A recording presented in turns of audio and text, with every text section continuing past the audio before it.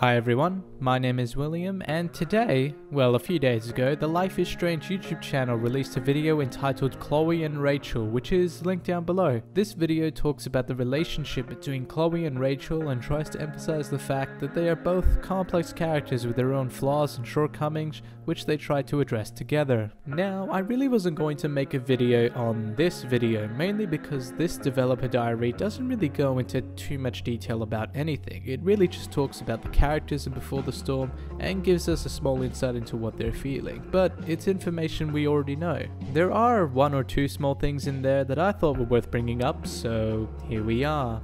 First things first, we get our first real look at the new voice actor for Chloe, Rihanna DeVries. She talks about how she wants to give an honest performance to Chloe, keeping it as raw and as close to heart as possible. In terms of having a new voice actor, I have to admit I'm still not completely sold on Rihanna voicing Chloe, and this video kinda helps, but it also doesn't really help at all. What was strange to me is how she naturally sounded like a younger version of Chloe when she's not talking in character. There's a moment in the video which has her talking, and then it cuts to Ashley, Chloe's original voice actor, and they still sound very, very similar. I think she's someone that doesn't want to let on that she's affected by others, but absolutely is. Finding Rachel at this point in her life was a really big deal for her. Almost like she's a younger version of Chloe, which is why she was probably cast. Then you listen to Chloe in actual gameplay, and there's a real stiffness and timidness in her voice. It doesn't sound natural.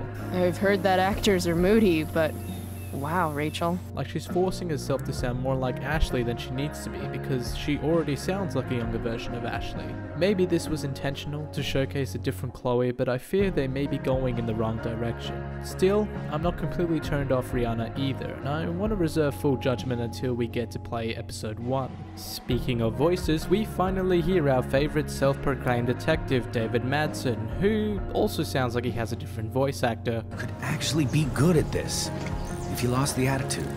This caught me off guard, and I don't think I really like it. I can understand that changing Chloe's voice to have her sound more like a younger, inexperienced Chloe, but there's really no reason to change David's voice. He's not going through puberty or any specific character changes in this part of his story, which leaves me to believe that this may have been something out of Deck Nine's control. The original voice actor for David is Don McManus, who is also an actor in the traditional sense, showing up in movies like The Shawshank Redemption and Punch Drunk Love. So it could be that he's busy with other projects and didn't have time for this one. In any case, depending on David's role in the story, this could be okay, or it could be completely immersion breaking. Still keeping optimistic. One thing I don't have to keep optimistic about, I just naturally am, is the story. This video, aside from talking about Chloe and Rachel, is really trying to push how important the story element is going to be in Before the Storm, and with good reason. With time travel out of the picture, this game is going to need a strong, compelling story to set it apart from other games that also have a strong focus on story. And one way to having a compelling story is to have complex characters.